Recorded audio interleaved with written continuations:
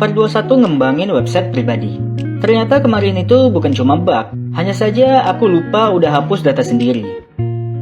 Jadi di part 18 kemarin sempat ada error yang cukup bikin bingung di mana lisensi di websitenya itu tiba-tiba hilang sendiri.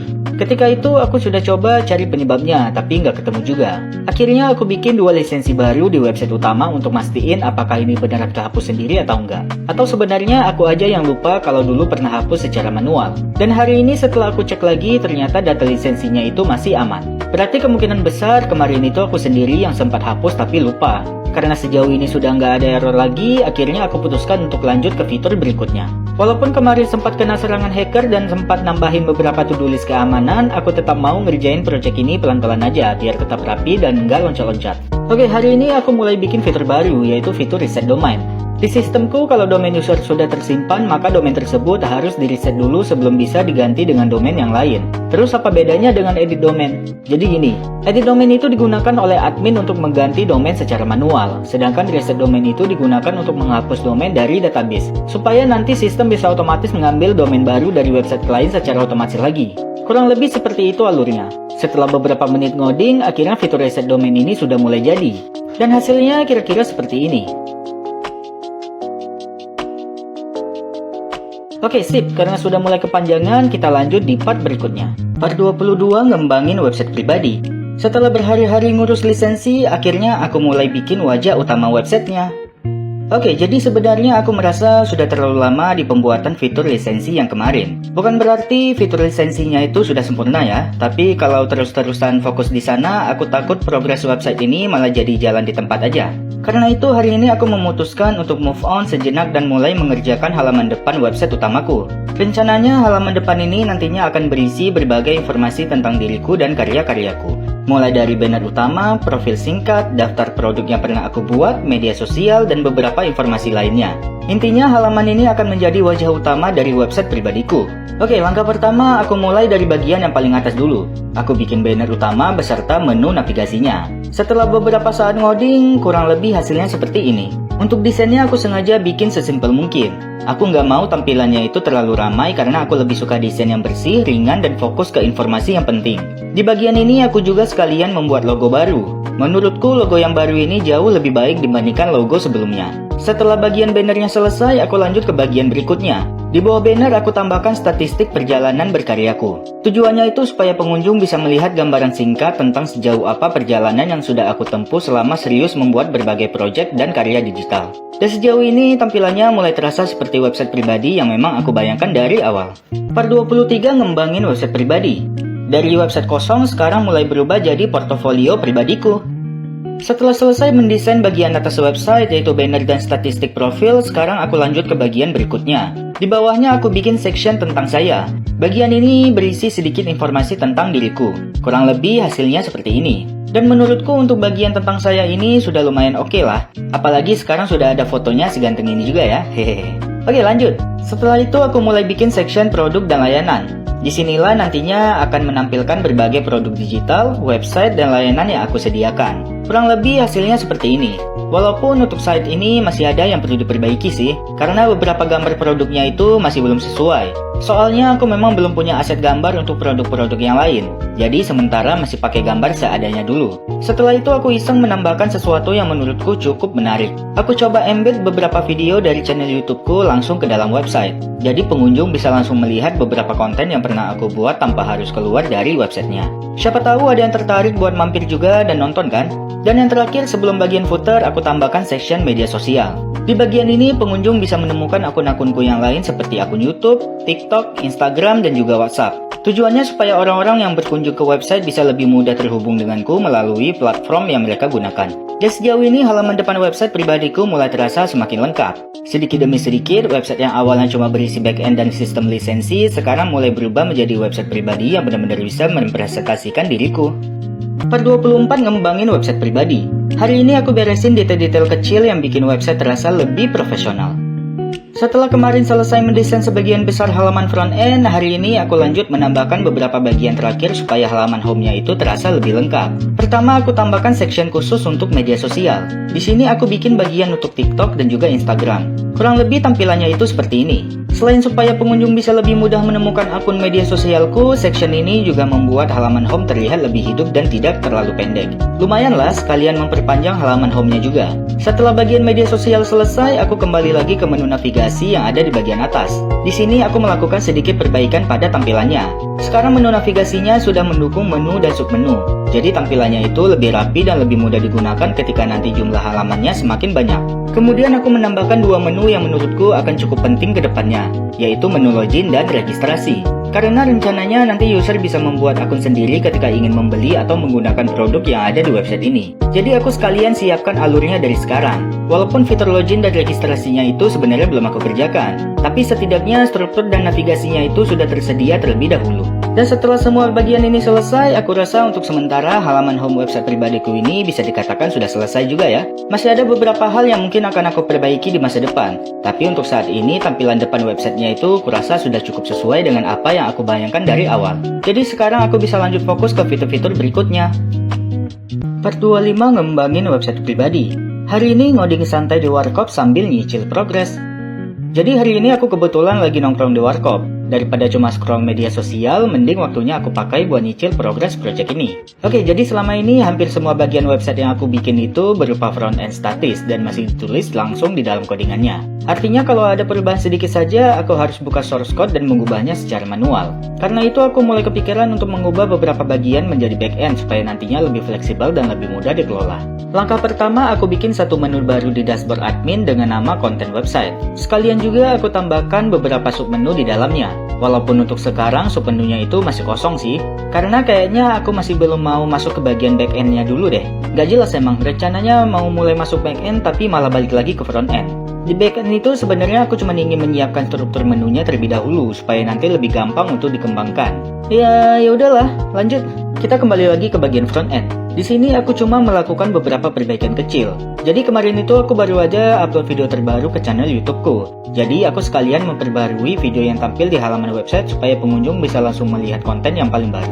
Selain itu aku cek dan perbaiki juga beberapa link yang ada di halaman front-end. Tujuannya itu supaya ketika website ini nanti benar-benar aktif dan digunakan secara publik, semua link yang tersedia bisa berjalan dengan baik. Terakhir aku melakukan perubahan yang lumayan penting. Bagian tentang saya yang sebelumnya berada di halaman utama, aku pindahkan ke halaman khusus tersendiri. Menurutku ini lebih rapi karena halaman home jadi tidak terlalu panjang, sementara informasi tentang diriku bisa ditampilkan lebih lengkap di halaman yang terpisah. Dan walaupun progres hari ini kelihatannya itu sederhana, setidaknya website ini sudah selangkah lebih dekat menuju versi yang benar-benar siap digunakan. Per 26, ngembangin website pribadi. Satu persatu halaman mulai selesai dan website ini akhirnya mulai terasa lengkap. Memasuki hari berikutnya, aku coba lanjut menyempurnakan bagian front-end website ini. Setelah kemarin aku memindahkan bagian tentang saya ke halamannya sendiri, hari ini aku kepikiran untuk melakukan hal yang sama ke menu lainnya, yaitu menu produk. Tapi untuk menu yang satu ini, desainnya itu nggak aku pindahkan sepenuhnya dari halaman home. Aku putuskan untuk menyalinnya aja. Jadi nantinya halaman home tetap memiliki section produk, sementara di menu produk sendiri juga ada halaman khusus yang menampilkan informasi lebih lengkap. Kurang lebih sekarang hasilnya seperti ini. Selanjutnya aku lanjut mendesain dua halaman baru lagi, yaitu halaman kontak dan halaman blog. Pertama aku kerjakan halaman kontak terlebih dahulu. Untuk desainnya kurang lebih seperti ini. Di dalamnya sudah ada beberapa informasi yang bisa digunakan pengunjung untuk menghubungiku mulai dari WhatsApp, email, Instagram, sampai YouTube. Aku juga menambahkan bagian khusus untuk konsultasi gratis di bagian bawah. Siapa tahu nanti ada yang ingin bertanya atau berdiskusi terkait website, sistem, atau produk yang aku buat kan? Setelah halaman kontak selesai, aku lanjut ke halaman berikutnya yaitu halaman blog. Nah, ini sebenarnya menu yang benar-benar baru nih. Karena sebelumnya aku belum pernah menambahkan halaman blog di website ini. Jadi rencananya itu halaman blog ini akan menjadi tempat untuk menyimpan berbagai tulisan yang aku buat. Isinya mungkin seputar pengalaman ngoding, cerita saat mengembangkan project, tips-tips yang aku pelajari, atau bahkan hal-hal random yang menarik untuk dibagikan. Kurang lebih seperti inilah desain awalnya. Dan sejauh ini website pribadiku mulai terasa semakin lengkap. Karena sekarang bukan cuma punya halaman utama, tapi juga mulai memiliki halaman-halaman pendukung yang nantinya bisa diisi dengan berbagai konten. Part 27, ngembangin website pribadi. Kelihatannya cuma masalah tampilan, tapi bug ini pasti bisa bikin user HP jadi bingung. Di hari selanjutnya, aku coba nyicil lagi project website pribadiku di sela-sela jam istirahat kantor. Mumpung lagi ada waktu luang dan gak ada pekerjaan yang terlalu mendesak. Lumayan lah buat nambah sedikit progres. Oke, langsung aja. Hal pertama yang aku kerjakan hari ini adalah memperbaiki bagian TikTok yang ternyata masih belum responsif. Jadi ketika ukuran browser aku kecilkan, tampilannya masih berantakan dan kurang nyaman dilihat. Kalau dibiarkan seperti ini, kemungkinan besar nanti tampilannya juga bakal bermasalah saat dibuka di HP. Karena itu aku langsung coba cari penyebabnya. Untungnya untuk masalah yang satu ini nggak terlalu rumit ya. Aku cuma perlu melakukan sedikit penyesuaian di bagian CSS dan mengubah beberapa pengaturan tampilannya. Kurang lebih seperti ini. Setelah diperbaiki, sekarang section TikTok sudah jauh lebih responsif dan tampilannya tetap rapi meskipun ukuran layar diperkecil. Tapi seperti biasa, kalau satu bug selesai biasanya muncul bug yang lain. Kali ini aku menemukan masalah di bagian menu navigasi atas. Saat ukuran browser dikecilkan, menu yang harusnya tampil malah menghilang. Akhirnya aku kembali buka file CSS dan mulai mencari penyebabnya. Untuk bug yang satu ini ternyata lumayan lebih tricky dibandingkan sebelumnya, karena ada beberapa style yang saling bertabrakan ketika ukuran layar berubah. Jadi aku harus coba satu persatu sambil memastikan perubahan yang aku lakukan tidak merusak tampilan yang lain. Setelah beberapa puluh menit ngoding dan mencoba berbagai cara, akhirnya hasilnya menjadi seperti ini. Sekarang menu navigasinya sudah tampil dengan lebih baik ketika layar diperkecil dan website jadi jauh lebih nyaman digunakan di berbagai ukuran perangkat. Oke, sip. Karena waktu istirahatku juga sudah hampir habis, untuk hari ini cukup sampai di sini dulu. Nanti kita lanjut lagi di part berikutnya. Part 28 ngembangin website pribadi. Ternyata ukuran layar itu bisa mengungkap bug yang selama ini tersembunyi. Jadi ketika aku baru buka project ini di monitor eksternalku yang ukurannya tentu jauh lebih besar daripada layar laptop yang biasa aku pakai ngoding, aku langsung sadar ada sesuatu yang selama ini nggak pernah aku perhatikan. Ternyata footer websitenya itu belum menetap di bagian bawah halaman. Akhirnya aku putuskan untuk memperbaiki bagian footer terlebih dahulu. Untungnya untuk kasus ini solusinya cukup sederhana ya. Aku hanya perlu menambahkan beberapa pengaturan di CSS, salah satunya menggunakan position fix supaya footer tetap berada di bagian bawah layar. Setelah ditambahkan dan dicoba kembali, oke, sip, sekarang footernya sudah tetap berada di bawah meskipun website dibuka di ukuran layar yang lebih besar. Setelah bug pertama beres, seperti biasa aku menemukan bug berikutnya. Kali ini masalahnya ada di halaman utama website. Jadi ketika website pertama kali diakses, halaman home malah tampil kosong seperti ini. Tapi anehnya ketika aku klik menu home, semua kontennya justru muncul dengan normal. Setelah aku telusuri, ternyata penyebabnya itu cukup sepele. Aku salah mengarahkan nama file di bagian roots. Setelah aku perbaiki rootsnya, akhirnya sekarang halaman utama website langsung otomatis menampilkan halaman home seperti yang diinginkan. Karena sejauh ini semuanya sudah mulai stabil, aku memutuskan untuk lanjut ke bagian berikutnya, yaitu menu login dan registrasi. Untuk tahap awal, aku belum berencana membuka pendaftaran akun secara penuh ya. Karena saat ini aku juga belum punya produk yang benar-benar siap untuk dijual. Jadi untuk halaman registrasinya itu sementara aku buat sederhana dulu seperti ini. Nanti kalau aku sudah benar-benar siap menjual produk dan layanan di website ini, baru fitur registrasinya itu akan aku aktifkan sepenuhnya. Sedangkan untuk menu login, aku arahkan langsung ke halaman login seperti biasa. Jadi sekarang struktur dasarnya itu sudah siap dan tinggal dikembangkan lebih lanjut di part berikutnya. Part 29 ngembangin website pribadi. Ini adalah fitur yang bisa mengubah cara website ini dikelola ke depannya.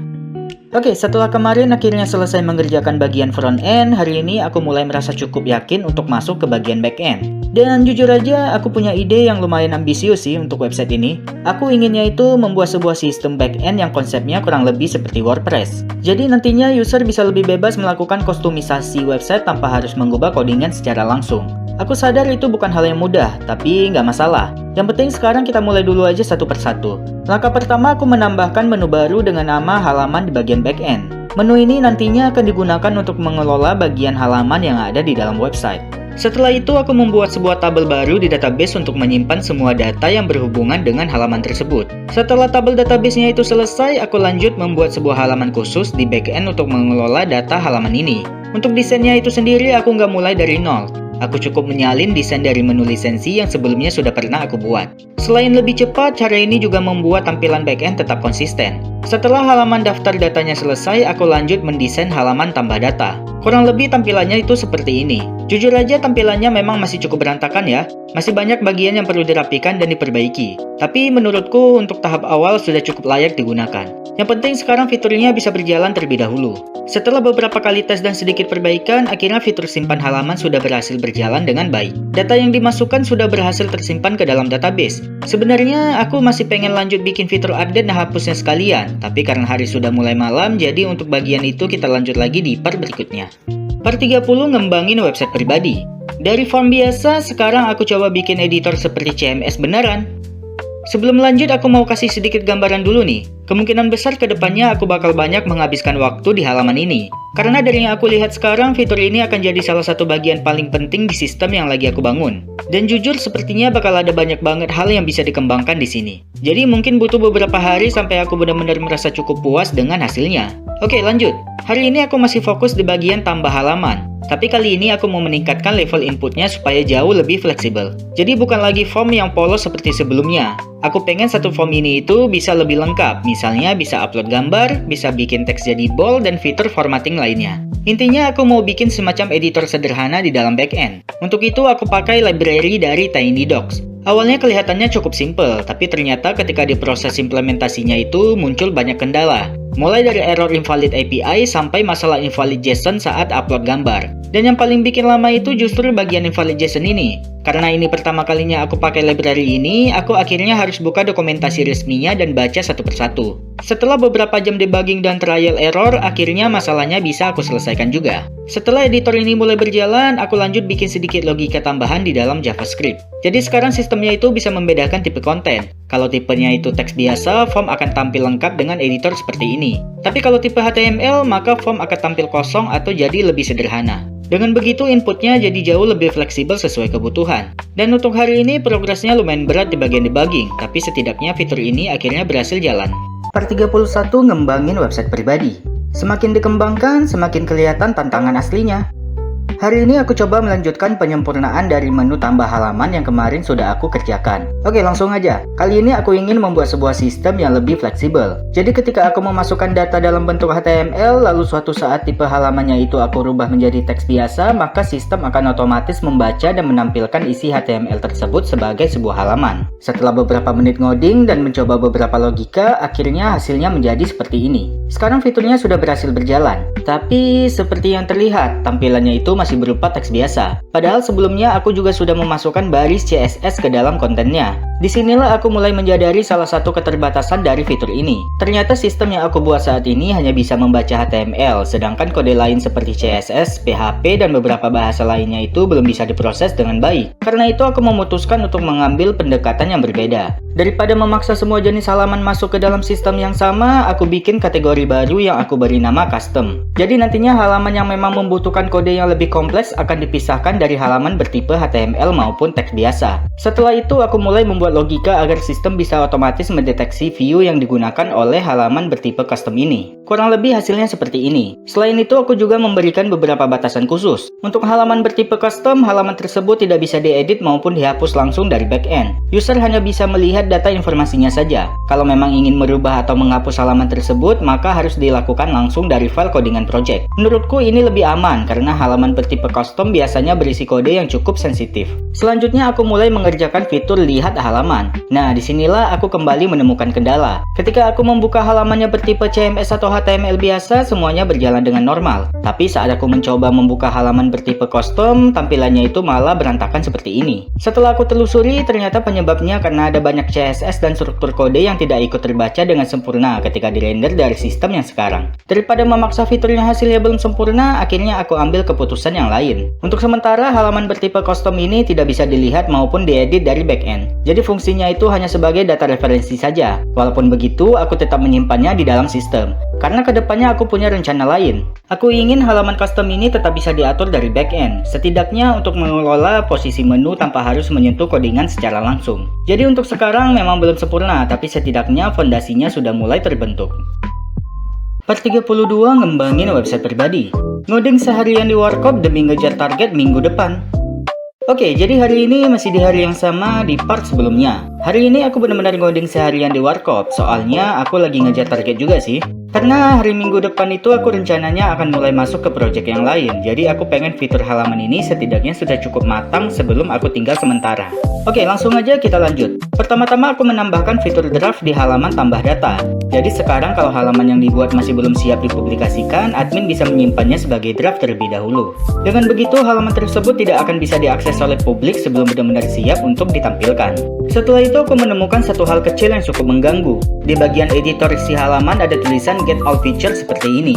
Sebenarnya ini bukan bug sih, karena tulisan itu sebelumnya memang bawaan dari Tiny MCE. Tapi menurutku tampilannya itu jadi kurang profesional kalau dibiarkan muncul terus di area editor ini. Akhirnya aku coba cari tahu apakah tulisan ini bisa dihilangkan atau tidak. Dan syukurnya ternyata bisa. Untuk menghilangkannya itu aku cuma perlu menambahkan satu baris konfigurasi seperti ini. Dan boom, sekarang tulisan tersebut sudah hilang. Editornya jadi terlihat jauh lebih bersih dan lebih nyaman digunakan. Setelah semuanya aman, aku lanjut menyalin sebagian besar logika dari halaman tambah untuk membuat fitur edit halaman. Karena struktur keduanya memang hampir sama, prosesnya jadi lebih cepat. Setelah beberapa menit ngoding, fitur edit halamannya akhirnya berhasil selesai. Sekalian juga aku langsung lanjut membuat fitur hapus halaman. Kurang lebih hasilnya seperti ini. Jadi sekarang halaman sudah tidak digunakan lagi, bisa langsung dihapus dari sistem. Karena masih semangat, aku sekalian menambahkan fitur pendukung lainnya. Mulai dari fitur pencarian data, kemudian hapus beberapa data sekaligus, sampai fitur pagination atau peringkas data ketika jumlah halaman yang tampil sudah lebih dari 10 data. Dengan begitu tampilan tabelnya tetap rapi dan lebih nyaman digunakan. Dan untuk hari ini progresnya lumayan banyak juga. Mulai dari fitur draft, edit, hapus, pencarian, bulk delete, sampai pagination berhasil aku kerjakan dalam satu hari. Karena hari sudah mulai gelap, jadi aku putuskan untuk berhenti dulu sampai di sini. Per 33 ngembangin website pribadi. Hari ini progresku dihentikan oleh satu file JavaScript. Hari ini kita lanjut lagi ngembangin website pribadi. Dan untuk sementara aku masih fokus di menu yang sama, yaitu menu halaman. Sebelum masuk ke fitur berikutnya, aku ingin menyempurnain sedikit tampilan tabel yang sebelumnya sudah aku buat. Jadi idenya itu sederhana. Aku ingin menambahkan fitur agar user bisa memilih sendiri berapa banyak data yang ingin ditampilkan dalam satu halaman. Misalnya 10 data, 20 data, 50 data, atau bahkan 100 data sekaligus. Fitur ini sebenarnya cukup umum ya dan sering ada di banyak dashboard admin. Karena itu aku pikir proses pembuatannya itu bakal cepat. Tapi ternyata ya aku salah. Di sini aku ketemu satu masalah yang benar-benar bikin bingung. Entah kenapa file JavaScript yang aku simpan di file terpisah itu nggak terbaca di menu halaman ini. Padahal file yang sama itu bisa berjalan normal di halaman lain. Yang lebih aneh lagi, kalau isi JavaScript tersebut aku salin dan aku letakkan langsung di dalam view halaman, semuanya langsung berjalan dengan normal. Jadi logikanya itu bukan JavaScript-nya yang salah. Tapi entah kenapa ketika dipanggil dari file terpisah, script-nya itu kayak nggak dieksekusi sama sekali. Aku coba cek berkali-kali. Bahkan aku coba bandingkan dengan halaman lain yang berhasil, tapi hasilnya tetap sama. Dan jujur aja sampai sekarang aku masih belum tahu penyebab pastinya itu kenapa. Kalau ada yang tahu kira-kira masalah seperti ini biasanya disebabkan oleh apa, coba tulis di kolom komentar ya. Karena aku sudah menghabisin berjam-jam mencoba berbagai cara sih, tapi hasilnya masih juga belum ketemu. Jadinya untuk hari ini aku benar-benar stuck di bagian ini. Sebenarnya aku belum coba sempat debugging secara perlahan ya. Karena sebelum sampai ke tahap ini itu, aku keburu burnout gara-gara muter di masalah yang sama terus. Jadi daripada makin frustrasi, aku putuskan untuk berhenti dulu. Besok aku akan coba cek lagi dengan kepala yang lebih fresh. Per 34 ngembangin website pribadi. Makin dicari, makin gak ketemu. Ditinggal tidur, malah beres sendiri. Keesokan harinya setelah sempat istirahat karena burnout, aku coba buka lagi project ini dan lanjut nyari penyebab bug JavaScript yang kemarin bikin aku mentok berjam-jam. Aku udah siap kalau harus debugging lagi dari awal hari ini. Tapi coba tebak, yap, anehnya sekarang malah sudah bisa sendiri. Padahal kemarin aku benar-benar nggak menemukan solusi apapun. Tapi entah kenapa hari ini skripnya itu langsung berjalan dengan normal. Jujur aja aku udah nggak terlalu kaget lagi sih, karena kejadian seperti ini itu bukan pertama kalinya aku alami. Bahkan rasanya udah cukup sering terjadi selama aku ngoding ya. Jadi bisa dibilang aku udah mulai beradaptasi dengan fenomena aneh yang satu ini. Karena bug kemarin sudah beres, akhirnya aku lanjut mengerjakan fitur yang sebenarnya ingin aku kerjakan dari awal. Yaitu menerapkan fitur pemilihan jumlah data yang ditampilkan ke menu lisensi juga. Jadi sekarang user bisa memilih sendiri berapa banyak data yang ingin ditampilkan di dalam satu halaman. Dan tampilannya jadi lebih konsisten dengan menu halaman yang sebelumnya sudah aku buat. Setelah bagian itu selesai, aku lanjut merapikan struktur JavaScript yang ada di project ini. Masih ada beberapa script yang tersimpan di file terpisah terpisah dan belum tergabung ke file JavaScript utama. Karena itu aku coba pindahkan dan revisi sedikit supaya skrip-skrip tersebut bisa digunakan kembali oleh halaman lain. Tujuannya itu sederhana, biar codingannya lebih ringkas, lebih rapi, dan lebih mudah dirawat ke depannya. Dan ketika lagi asik ngotak-ngatik file JavaScript yang terpisah itu, kejadian kemarin malah terulang lagi. Yap, skripnya tiba-tiba nggak kebaca lagi dan lagi. Tapi kali ini aku memutuskan untuk nggak terlalu memikirkannya dulu. Daripada menghabiskan energi dan berakhir burnout lagi, aku pilih lanjut mengerjakan bagian lain dan akan coba mengeceknya kembali besok dengan pikiran yang lebih segar. Part 35 ngembangin website pribadi. Penutup dulu untuk seri ini, saatnya lanjut ke project lain. Keesokan harinya ketika baru mulai ngoding, hal pertama yang aku cek tentu aja bug JavaScript yang kemarin. Dan coba tebak, yap sekarang JavaScript-nya udah kebaca lagi persis seperti dugaanku. Kayaknya kalau sekarang JavaScript tiba-tiba nggak kebaca, obatnya bukan debugging deh, tapi istirahat. Oke lah, kita lanjut. Hari ini aku mau memastikan kalau halaman yang udah dibuat dari backend itu beneran bisa diakses melalui browser. Untuk bikin fitur ini lumayan makan waktu juga sih, hampir sejaman, karena aku pengen semuanya jalan sesuai yang aku harapkan. Oke, singkatnya akhirnya fiturnya berhasil jalan. Sekarang kita coba tes. Di sini aku bikin dulu satu halaman sederhana dengan isi Hello World. Setelah itu aku coba akses langsung melalui browser. Dan hasilnya kurang lebih seperti ini. Oke, sip. Berarti fitur halamannya udah berhasil berjalan dengan baik. Dan kurang lebih segitu dulu progres website pribadi ini. Untuk sementara, project ini akan aku tunda dulu karena masih ada beberapa project lain yang juga pingin aku kerjain. Tenang aja, nanti kalau ada waktu pasti bakal aku lanjut lagi. Terima kasih banyak buat kalian udah ngikutin perjalanan project ini dari part 1 sampai sekarang. Sampai jumpa di project selanjutnya.